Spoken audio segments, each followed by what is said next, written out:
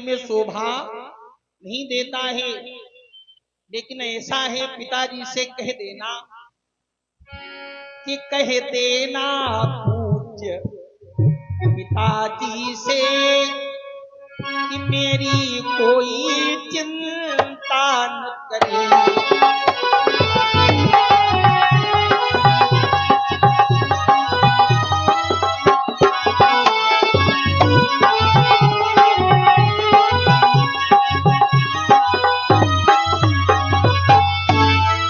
कि कह देना पूज्य पिताजी से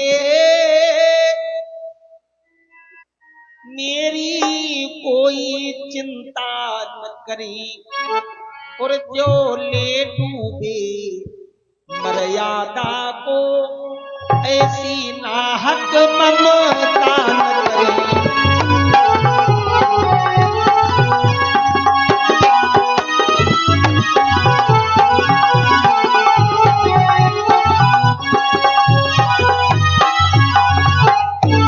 पिताजी से कह देना कि हमारी चिंता न करें। अरे जिसमें मर्यादा ही डूब जाए ऐसी ममता करना भी उचित नहीं। कह देना हम लोग कुशल पूर्वक 14 वर्षों के बाद लौट कर आएंगे।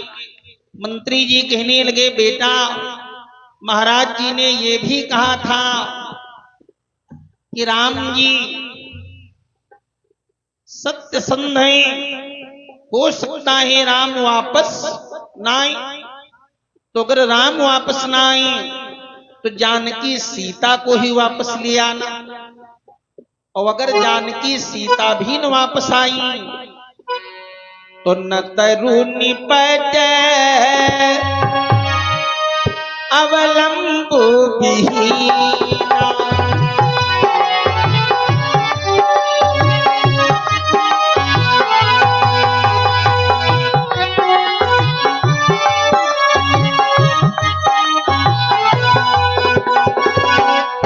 तरु निपट अवलंब विहीना, मैं नटिया बचिनी जल बिनु मीना।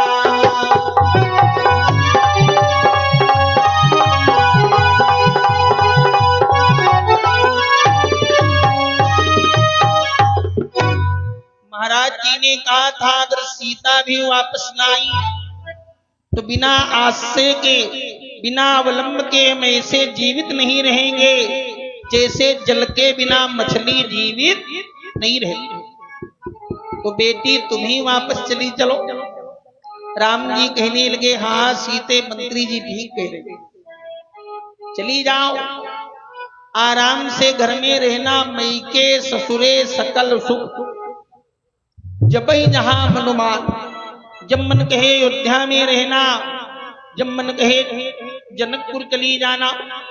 सीता जी कहने लगी मंत्री जी आप हमारे पूज्य ससुर देवता के समान हैं, आपसे हम कुछ कहें ये मैं अधिकार तो नहीं है, लेकिन दुख के अवसर पर मुसीबत में बोलने का साहस कर रही है, क्षमा करना। एक बात बताओ, क्या ये हो सकता है कि सूर्य उदय हो प्रकाश न फैले? मंत्री जी ने कहा बेटी ऐसा तो नहीं हो सकता है। कहा ये हो सकता है चंद्रमा उदय हो और चांदनी न छिटके? मंत्री जी ने कहा ये भी नहीं हो सकता। सीता जी कहने लगी मंत्री जी तो पति से पत्नी कैसे अलग रह सकती है? कि प्रभा जाई कहा भानु बिहाई, और कहा चंद्रिका चंद्र तजी जाई।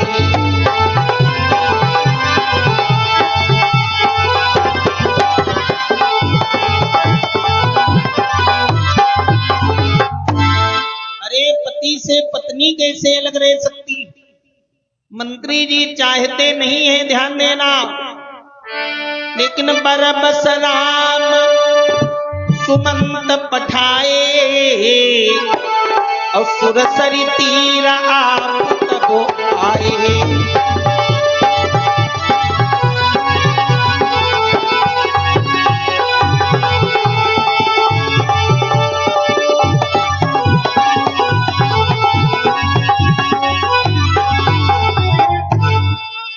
जबरदस्ती मंत्री जी को वापस भेजा।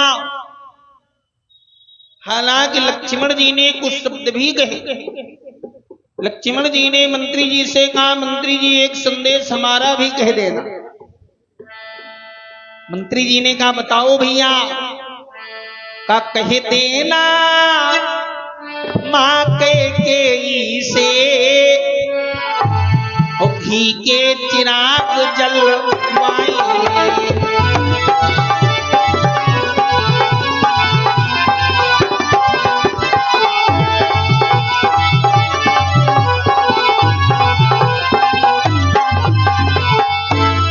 कह देना माँ के से घी के चिराग जलवाएंगे। और हम काटे थे सो निकल गए, निष्कंटक राज चलाएंगे।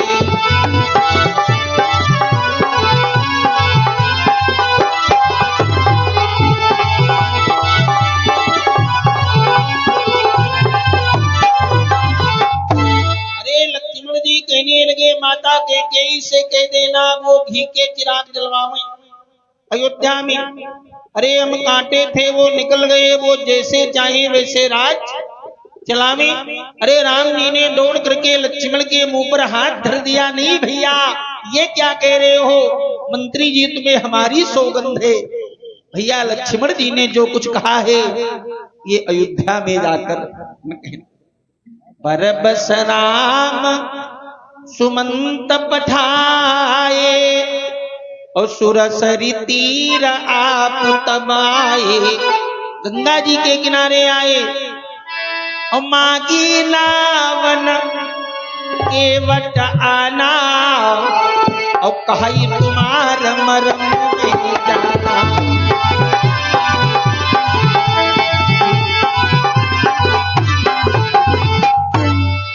राम जी ने कहा, भैया केवट नाव ले आओ। केवट कहने लगा, महाराज नाव नहीं लाएंगे, क्योंकि हम आपके मर्म को जानते। मर्म माने होता है भेद। बहुत से लोग कहने लगते हैं राम जी के मर्म को कोई जान ही नहीं पाया, और ये केवट कहता आपके मर्म को जानते।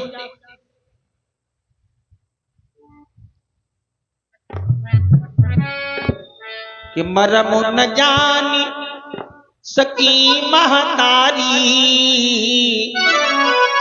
और रही खिलावत बारी बारी। और दशरथ मरम जानी जो पौते तो काहे करा मही बनही पठौते। बहुत से लोग मर्म नहीं जान पाए, लेकिन केवट मारई भरी भरी ताना। बहुत से लोग मर्म नहीं जान पाए, लेकिन प्यारे सबकी चर्चा करेंगे तो मर्म जानने वालों में सभी निकल जाएगा। इसलिए आप इतना ही सुने, केवट मारे भरी भरी ताना कि कहे तुम्हार मर्म में जाना।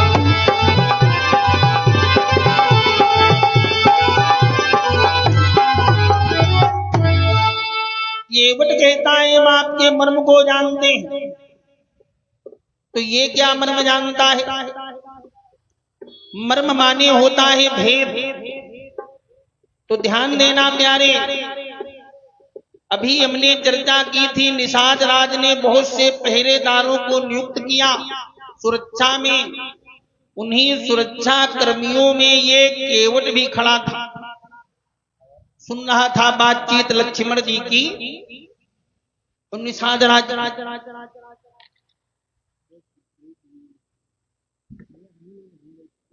जब लक्ष्मण जी ने समझाया निषाद राज को, राम ब्रह्म परमार्थ रूपा, श्री राम ब्रह्म है, इनका अवतार हुआ है। तो रात में केवट ने सुना कि राम भगवान है, और जब सवेरा हुआ तो राम जी ने कहा भैया नाव ले आओ, हमें गंगा पार करना है। तो केवट ने मन में सोचा ये कैसे भगवान, अरे हमने भगवान के विषय में सुना है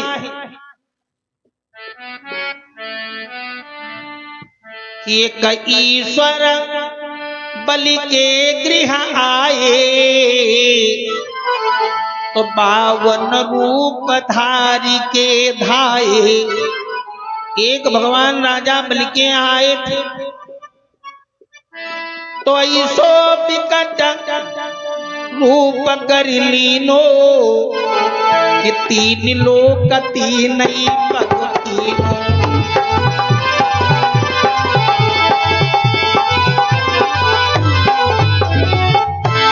अरे उन्होंने विश्व रूप बना लिया, 3 लोक नाप लिए 3 कदम में।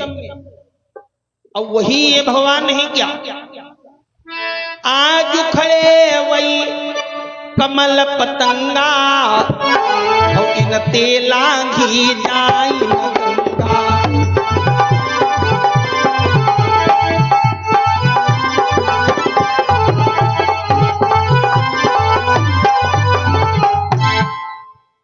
क्या ये वही सरकार है? इनसे गंगा नहीं पार की जा रही?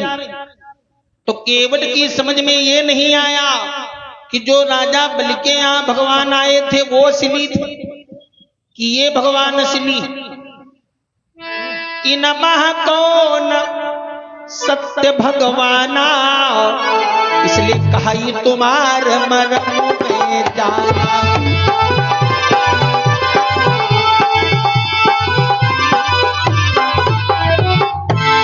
इसलिए केवट कहने लगा मैं नहीं आऊंगा, मर्म जानता। भगवान भी केवट के मन की बात समझ गए। भगवान कहने लगे ओ ये केवट भी ऊटे पटांग बात सोचेगा। सतयुग में हम राजा बलि के यहाँ गए थे, विश्वरूप बना के 3 कदम में 3 लोक नापे। और ये त्रेता में तुलना कर रहा। और इसे ये नहीं मालूम कि जब हमने राजा बलि के यहाँ 3 कदम में 3 लोक नापे तो पहला कदम बलि के यहाँ से उठा करके ब्रह्मा जी के पास रखा। तो ब्रह्मा जी ने हमारे पांव की उंगलियों को धो लिया। पद नख धोई कमंडल राखा और गंगा नाम तासु कर भाखा। चरण धोने से जो जल निकला उसी का नाम पड़ा गंगा। तो राम जी सोचने लगे कि मम पगते गंगा प्रगटाई और याते मेरी सुता कहाई। गंगा जी हमारी बेटी है और सुता के ऊपर चरण उठाना और नासे लोक लाज विधिनाना। अरे हम चरण रख के पार करें तो केवट बिल्कुल निपट न दाना जो कही तुम्हार मरम में जाना।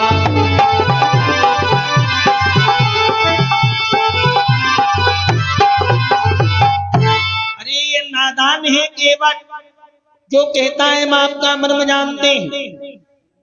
केवट भी समझ गया, कहने लगा मन में सोचने लगा कोई जरूरी चरण रख के पार करें। अरे सीता को गोदी ले लेते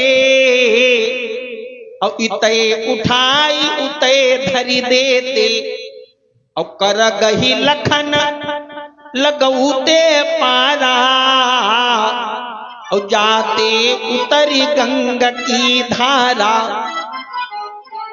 सीता को गोद में ले ले, इधर से उठाई जो उधर रख दे और लक्ष्मण जी का हाथ पकड़ के पार कर दे। और अपने आप तो पांव बढ़ाना जानते ही। व्यर्थ विवाद की न भगवाना इसलिए मांगी नावन के आना।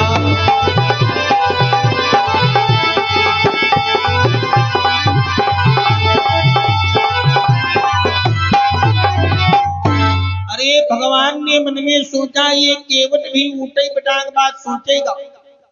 अरे सोच रहा है सीता को गोदी ले लेते, क्या ये संभव है? अरे मान लो कोई यहां न होता तो चाहे गोद में लेके पार ही कर देते, लेकिन एक और लक्ष्मण लघु भाई और एक और केवट सुखदाई।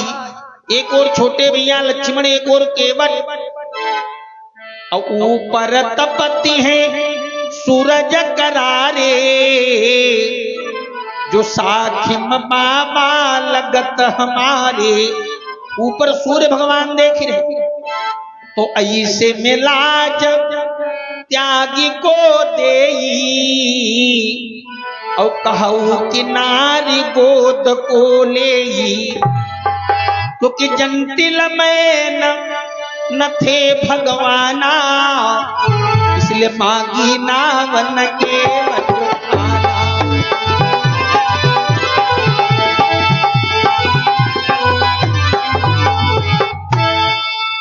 इसलिए भगवान ने सोचा ये केवल ऊटे पटांग बात सोचेगा, अथवा भेद के विषय में, मर्म के विषय में गोस्वामी जी ने स्वयं लिखा। केवट कहने लगा, महाराज हमने सुना है आप जिस समय दोनों भैया जनकपुर जा रहे थे तो रास्ते में एक पत्थर शिला मिली, तो छुअत शिला भई नारी सुहाई, और पाहन तेन काठ कठिनाई, छुअत शिला।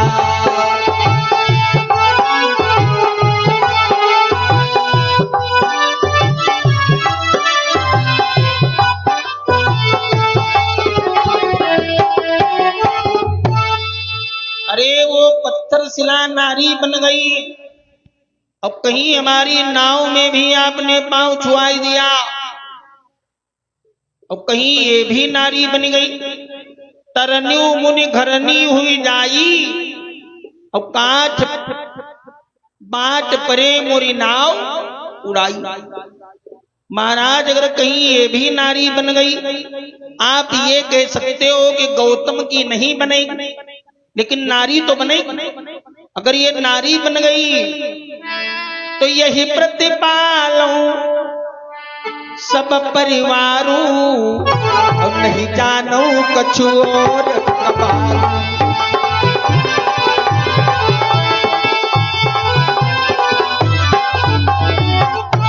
अरे महाराज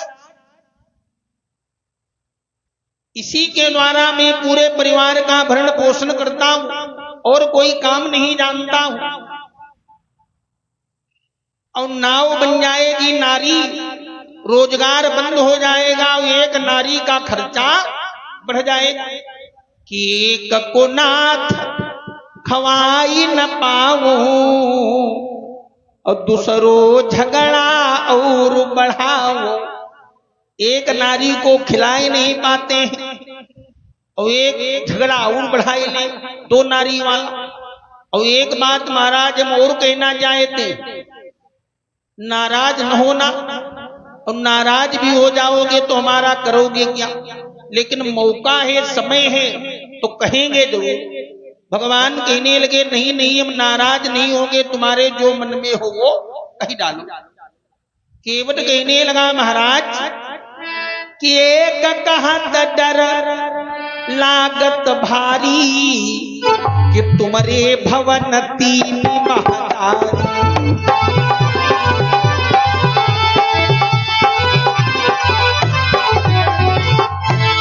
आपके भी तीन माताएं हैं महाराज, और जो दशरथ तीन न लाते, तो काहे क तुम कहा बनही बताते।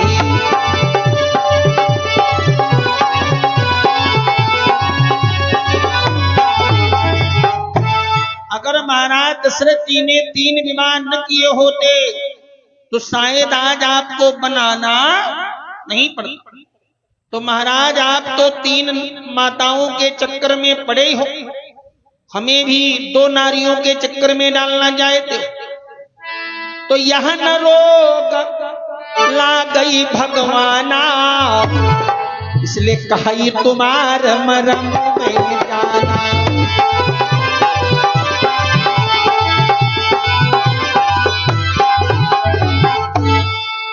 इसलिए महाराज मैं मर्म को जानता हूं, नाव नहीं लाऊंगा। भगवान कहने लगे भैया पत्थर शिला को श्राप था, हमारे द्वारा उसका उद्धार होना था तो वो नारी बन गई, और तुम्हारी नाव को कोई श्राप थोड़ा ही। केवट कहने लगा महाराज चिकनी चुपड़ी बातें न करो, हम सब जानते। जब आप जनकपुर गए थे तो क्या रास्ते में आपको एक ही पत्थर शिला पड़ी थी? पता नहीं कितनी शिलाएं पड़ी होंगी, पता नहीं कितने पहाड़ मिले होंगे, किसी को आपने नहीं पूछा। जब वही शिला देखी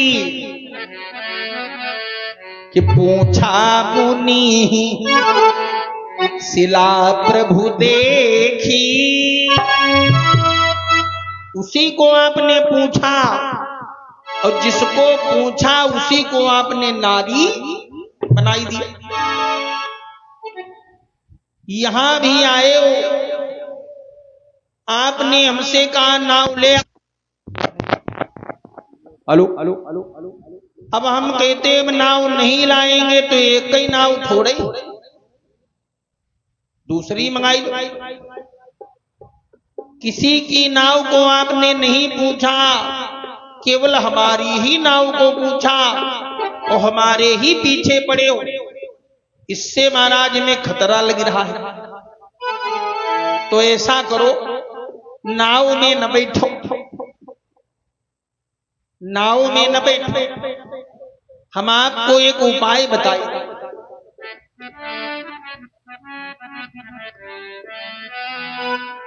कि यही घाट से थोड़ी दूरी आहे, कटिलो जल था दिखाई होगी।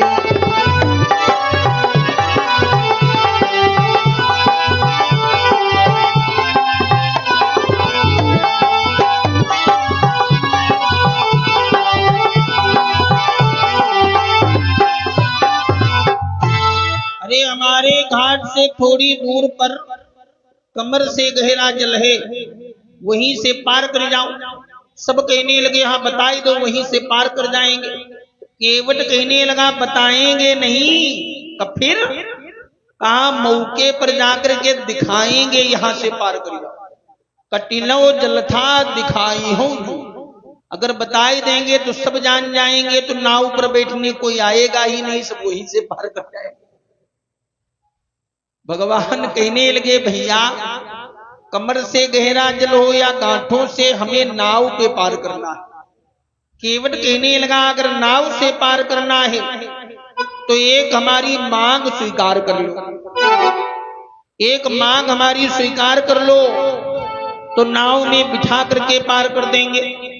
भगवान ने कहा मांग कैसी? केवट ने कहा सुनो कि जो प्रभु अवसी परगा चाहूं,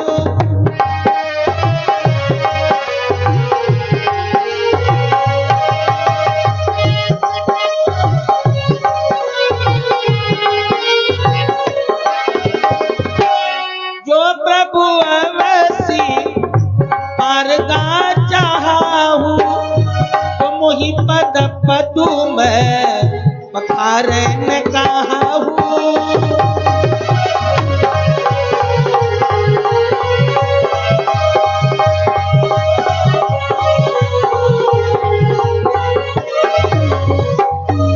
कहने लगा अगर वास्तव में नाव पे बैठ के पार होना चाहते हो तो मोहि पद पदुम पखारन कहूं, तो अपने चरण धोने के लिए हमसे कहो, चरण हमसे धुलवाओ, और वो भी अपने आप कहकर। तो भगवान ने सोचा ये विचित्र प्राणी है, अरे क्या कोई कह सकता है हमारे चरण धोवो, या हमारे चरण क्यों नहीं धोए? भाई किसी के हृदय में श्रद्धा हो, प्रेम हो, भक्ति हो तो धोवे। ये थोड़े कोई कहता हमारे चरण धो। केवट कहने लगा महाराज, अगर आप अपने चरण धुला लोगे तो हमारा संदेश समाप्त हो जाएगा, चरण की रज सब धुल जाएगी, संदेश समाप्त हो जाएगा, और चरण धोने के बाद हम आपको पार कर देंगे और थोड़ी सुविधा भी देंगे। भगवान ने कहा सुविधा क्या दोगे? का पद कमल धोई चढ़ाई नावन नाथ उतराई चाहो, पद कमल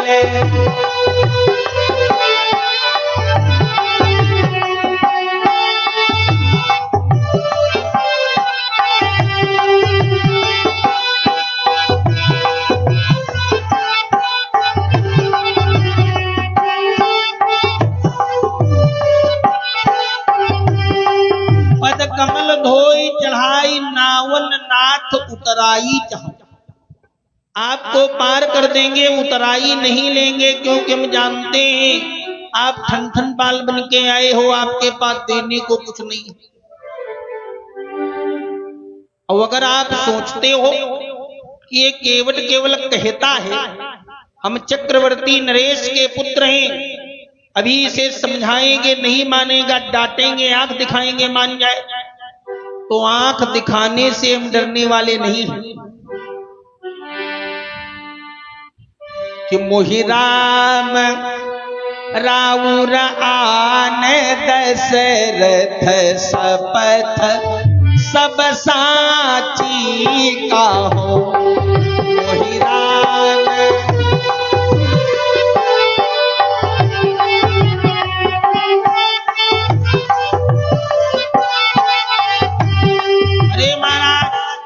आपकी कसम, आपके बाप दशरथ की कसम खा करके कहते हैं कि जब तक पांव नहीं धो लेंगे तब तक पार नहीं करेंगे।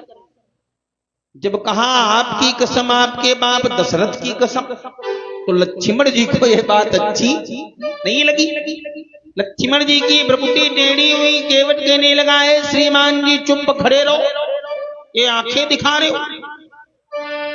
आंखें दिखाना रहा अलग, बरुतीर मारहु लखन पे, जब लगी न पाए पखारी हो।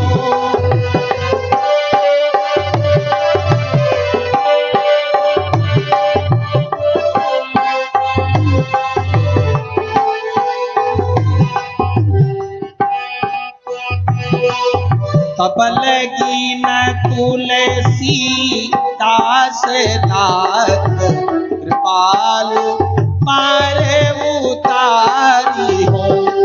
तब लगी न तुलसी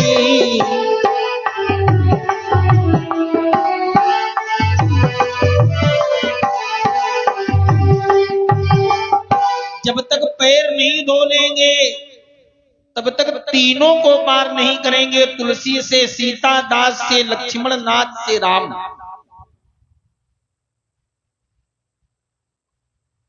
केवट कहने लगा ये आंखें न दिखाओ, चाहे लक्ष्मण हमें बाण से मार दे, बरु तीर मारहु लखन पे, जब लगी न पाऊं पखारी, तब लगी न तुलसी दास नाथ, कृपाल बार उतारी।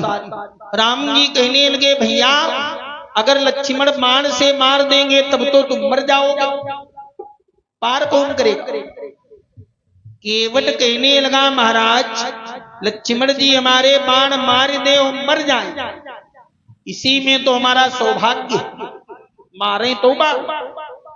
राम जी कहने लगे सौभाग्य कैसा? केवट कहने लगा अगर लक्ष्मण जी हमारे बाण मार देंगे तो लक्ष्मण जी के खिलाफ दफा 302 की नामजद रिपोर्ट दर्ज कराऊंगा। और उसमें लक्ष्मण किसी भी तरह छूटेंगे नहीं। राम जी कहने लगे क्यों नहीं छूटेंगे? केवट कहने लगा कुछ चीजें ऐसी होती हैं जिन पर केस फंस जाता है, छूट जाता है। पहली बात, मारने वाले के नामजद रिपोर्ट दर्ज कराई गई। दूसरी बात, सही सही घटना स्थल लिखाया गया हो। तीसरी बात, आंखों देखा कोई व्यक्ति गवाही दे कि हमने इनको मारते हुए देखा है। और चौथी बात, कोई पुरानी रंजिश हो। अगर ये चार बातें अच्छी हैं तो केस फंस जाएगा। और हमारी ये चारों बातें इतनी अच्छी हैं कि लक्ष्मण कभी जिंदगी में नहीं छूटेंगे। राम जी ने कहा तुम्हारी ये कैसी बातें? केवट कहने लगा सुनो महाराज रिपोर्ट कि रघुनाथ के प्राण न सो प्रिय बंधु और वही मोहिमान सो मारत है। ये रिपोर्ट करूंगा लक्ष्मण जी के खिलाफ। और घटनास्थल कमरता हूं कहा सुचि गंगा के तीर शरीर से प्राण सिधारत है। राम जी ने कहा गवाही में किसे लिखाओगे? केवट ने कहा सुनो, समूहे किसके सो विनीत सुनो कि रघुनाथ से नाथ निहारत है। महाराज गवाही में आपको लिखाओ। राम जी ने कहा रंजिश क्या दिखाओगे? का अपराध यही इस दास का है कि प्रभु के पद पद्म पखारत है।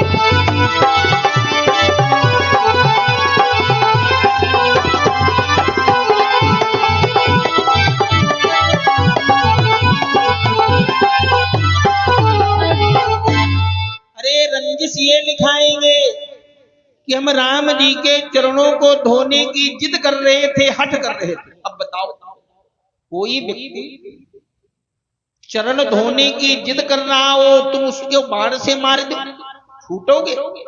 अभी नहीं छूटोगे, कभी नहीं छूटो। आज के प्रसाद की व्यवस्था बंधो हमारे श्रद्धेय श्री नरेंद्र कुमार जी अग्निहोत्री, नन्हे राजा जी और श्री होरीलाल जी सैनी जी की ओर से व्यवस्था की गई प्रसाद की। बहुत बहुत साधुवाद, धन्यवाद। बोलिए श्री राम कृष्ण भगवान की। जब राम जी ने ये बात सुनी केवट की, तो सुनी केवट के मैना प्रेम लपेटे अटपटे। केवट के जो बैन हैं बड़े अटपटे कि आपकी कसम, आपके बाप दशरथ की कसम, लक्ष्मण जाए बाण से मार दे। बड़े अटपटे बैन, लेकिन प्रेम लपेटे, प्रेम में सने लिपटे हैं। तो बिहसे करुणा चिते जानकी लखन तन।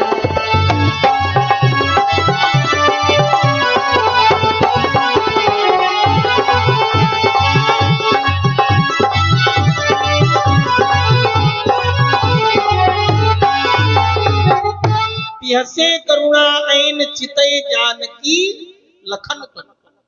लक्ष्मण सीता की ओर देख करके बिहसे राम जी। तो क्यों बिहसे बंधो? एक दो भाव सुन लो, ज्यादा समय नहीं है। कि शयन करते थे विष्णु क्षीर सागर शेष सैया पर, तो वही जाति कैक कछुआ प्रभु चरणों से कुछ हटकर। चरण कमलों को देखा लाल तो दर्शन को ललचाया, मगर जो ही बढ़ा आगे उसी दम नाग फुफकाया। क्षीर सागर में भगवान आराम कर रहे थे। एक कछुआ ने भगवान का लाल लाल पांव का तलवा देखा तो कूद के शेष सैया पर आ गया। शेष जी ने मारी सुसकार दो, फिर नीचे गिर गए। लक्ष्मी जी को ये बात अच्छी नहीं लगी। लक्ष्मी जी कहने लगी, सरकार कि कच्छप एक चरण तकी आवा,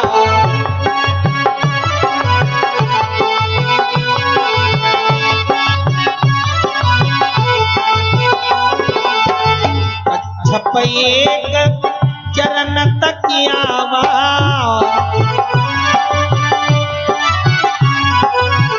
शेष ताही फुफकार भगावा।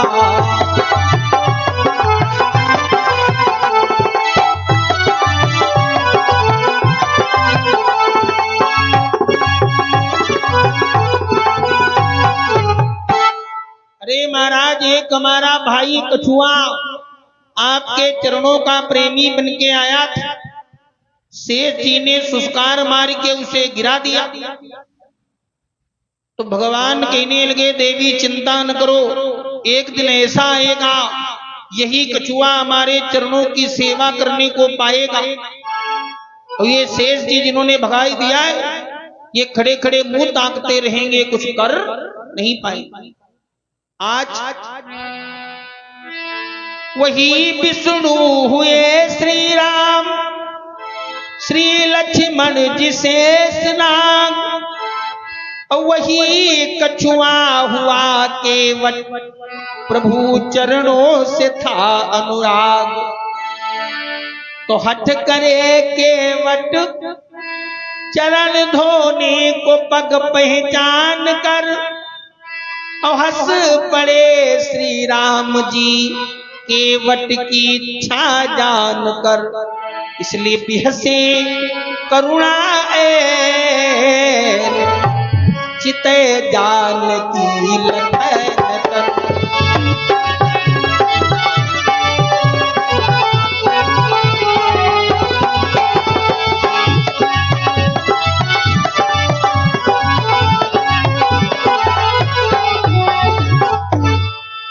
आज सीता जी की ओर देखकर मुस्कुराए राम जी, मानो कहना चाहते, देवी ये वही कछुआ है, आज ये सेवा करने को पाएगा, चरण धोएगा।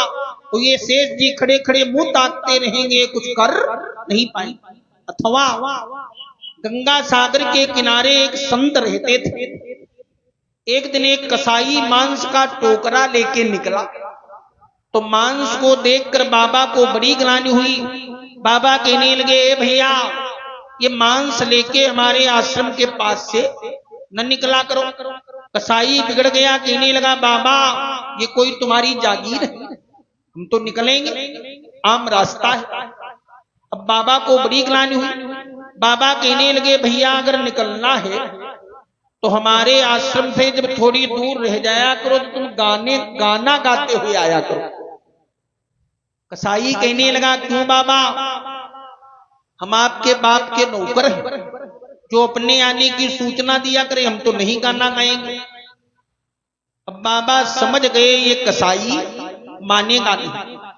एक दिन बाबा ने बड़े प्रेम से बुलाया, कहने लगे, भैया जरा हमारे पास आओ, बैठो, सस्ताई लो। कसाई ने मांस का टोकरा अलग रखा, बाबा के पास आया, कहने लगा, बाबा कुछ माल पानी चाहिए क्या, क्यों बुलाया? बाबा कहने लगे, भैया हम ये जानना चाहते हैं कि तुम मांस ही बेचना जानते हो या कोई और भी काम जानते हो। तो मीठी मीठी बात सुनी तो कसाई कहने लगा, बाबा थोड़े दिन से मांस बेचने लगे, वैसे जात के हम बहेलिया, पक्षी पकड़ करके बेचना हमारा जातीय कार्य है। बाबा कहने लगे, इसीलिए हमने तुम्हें बुलाया। हम एक पक्षी पकड़ने के लिए 30 बरस से गंगा के किनारे बैठे हैं, एक पक्षी नहीं पकड़ पाए। कसाई कहने लगा, बाबा तो तुम किसी कच्चे गुरु के चेला रहे होगे, अरे इतने दिन में तो हम खदेड़ते हुए पकड़ लेते। बाबा कहने लगे जब तुम्हारा जातीय कर्म है तो बड़े होशियार होगे। कसाई कहने लगा कुछ पूछो मत। बाबा कहने लगे तो भैया जो पक्षी पकड़ने के लिए हम यहाँ 30 साल से बैठे, अगर वो पक्षी पकड़ के तुम ले आओ तो हम तुमको गुरु कर ले और पक्के गुरु के चेला बन जाए। कसाई कहने लगा ठीक है, बताओ रंग रूप हुलिया पक्षी की पहचान। बाबा कहने लगे रंग रूप हुलिया बाद में बताएंगे, पहले ये बताओ पक्षी पकड़ करके ले आओगे तो हम तुम्हें गुरु करेंगे, और अगर पकड़ के नहीं ला पाओगे तो बदले में तुम क्या प्रायश्चित करोगे। कसाई कहने लगा बाबा पहली बात ऐसा हो ही नहीं सकता, हम पकड़ न पाए। हम मान लो अगर न ला पाए तो 8 दिन का समय हमें दो, 8 दिन में पक्षी ले आएंगे, और अगर पक्षी पकड़ के न ला पाए तो जीवित ही चिता बना करके जल जाएंगे, आपको अपना मुंह दिखाने नहीं आएंगे। बाबा ने कहा ठीक। कसाई ने कहा बताओ रंग रूप। बाबा कहने लगे सांवला रंग है पक्षी का, 4 पैर है, 4 पैर सांवला रंग। कसाई ने कहा ठीक, मोटी पहचान मिल गई, 4 पैर सांवला। आया मांस का टोकरा अपने घर रखा, गंगा जी के किनारे जाकर जाल बिछा दिया, दाने बिखेर दिए। अब बैठा है, सैकड़ों हजारों पक्षी दाना चुन के पानी पी के उड़ गए, लेकिन 4 पांव वाला पक्षी नहीं आई। बाबा ने कहा जाओ बच्चू, अब न 4 पांव वाला पक्षी कभी पाओगे, न जिंदा मुंह दिखाने आओ। एक एक करके 5 दिन बीत गए। कसाई ने सोचा कि हम खाना खाने चले जाते हैं, इतनी देर में तो 4 पैर वाला पानी पी के नहीं उड़ जाता। 6ठे दिन खाना खाने भी नहीं गया, अरे 7वें 8वें दिन कहीं नहीं गया, लेकिन 4 पैर का पक्षी नहीं आया। तो कसाई ने सोचा अब चिता बना करके केवल जल जाने का समय बचा है, अब नहीं आएगा। तो ईंधन की अरथी रचाई चुनी गंगा तीर, और कंपित शरीर झड़ी लागी आंसुअन की। कसाई ने गंगा जी के किनारे चिता बनाई, चिता पर बैठ गया, आग लगा ली, अब अग्नि लगाई, ज्वाल धाई नभमंडल में। और आई है खड़ी जब कसाई के मरण की, धू धू करके आग जलने लगी।